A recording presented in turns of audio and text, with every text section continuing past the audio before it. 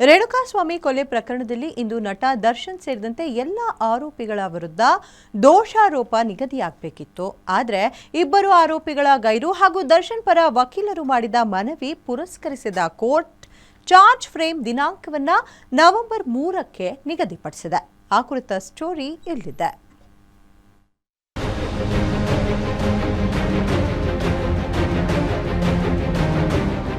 ಚಿತ್ರದುರ್ಗದ ರೇಣುಕಾಸ್ವಾಮಿ ಕೊಲೆ ಕೇಸಿಗೆ ಸಂಬಂಧಿಸಿದಂತೆ ನ್ಯಾಯಾಂಗ ಬಂಧನದಲ್ಲಿರೋ ಹಾಗೂ ಬೇಲ್ ಮೇಲೆ ಹೊರಗಡೆ ಇರೋ ಎಲ್ಲ ಆರೋಪಿಗಳ ವಿರುದ್ಧವೂ ದೋಷಾರೋಪ ನಿಗದಿ ಮಾಡಲು ದಿನಾಂಕ ಫಿಕ್ಸ್ ಆಗಿದೆ. ಕಳೆದ ಬಾರಿ ನಡೆದ ವಿಚಾರಣೆ ವೇಳೆ ಇಂದು ಚಾರ್ಜ್ ಫ್ರೇಮ್ ಮಾಡುವ ಬಗ್ಗೆ ಕೋರ್ಟ್ ಆರೋಪಿಗಳಿಗೆ ಸೂಚಿಸಿದ್ದು, ಎಲ್ಲರೂ ಖುದ್ದಾಗಿ ಹಾಜರಾಗುವಂತೆ ಸೂಚನೆ ನೀಡಿತ್ತು.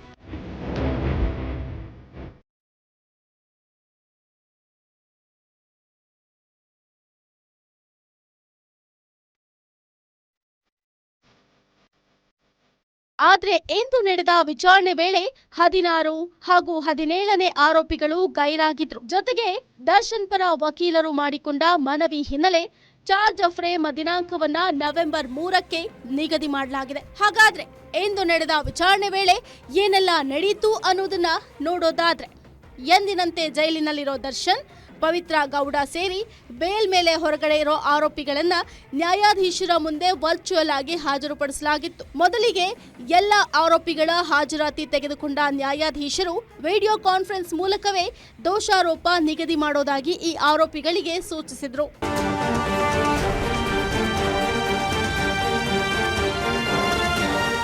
ಈ ವೇಳೆ ದರ್ಶನ್ ಪರ ವಕೀಲ ಸುನೀಲ್ ದರ್ಶನ್ ಅನ್ನ ಖುದ್ದಾಗಿ ಹಾಜರುಪಡಿಸಲು ಮನವಿ ಮಾಡಿದ್ರು.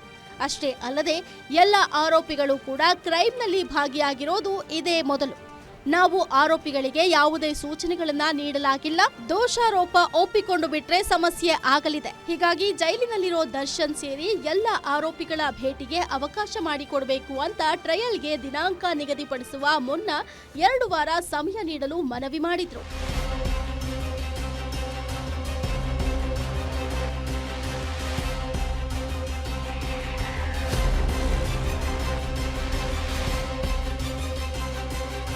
ಈ ವೇಳೆ ಜೈಲು ಅಧಿಕಾರಿಗಳಿಗೆ ವಕೀಲರು ಬಂದಾಗ ಆರೋಪಿಗಳ ಭೇಟಿಗೆ ಅವಕಾಶ ಕಲ್ಪಿಸಿ ಅಂತ ಸೂಚನೆ ನೀಡಿದ್ದ 54ನೇ ಸೆಷನ್ಸ್ ಕೋರ್ಟ್ನ ನ್ಯಾಯಾಧೀಶರಾದ ಐಪಿ ನಾಯಕ್ ಚಾರ್ಜ್ ಫ್ರೇಮ್ ದಿನಾಂಕವನ್ನ ನವೆಂಬರ್ 3ಕ್ಕೆ ನಿಗದಿಪಡಿಸುವ ಮೂಲಕ ವಿಚಾರಣೆ ಮುಂದೂಡಿದ್ದಾರೆ.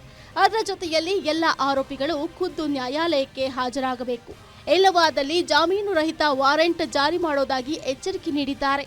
ಹೀಗಾಗಿ ಇಷ್ಟು ದಿನ ಒಂದಲ್ಲ ಒಂದು ರೀಸನ್ ಕೊಟ್ಟು ಚಾರ್ಜ್ ಫ್ರೇಮ್ ವಿಳಂಬಕ್ಕೆ ಕಾರಣವಾಗಿದ್ದ ಆರೋಪಿಗಳು ನವೆಂಬರ್ 3ರಂದು ತಪ್ಪಿಸಿಕೊಳ್ಳೋ ಚಾನ್ಸೇ ಇಲ್ಲ.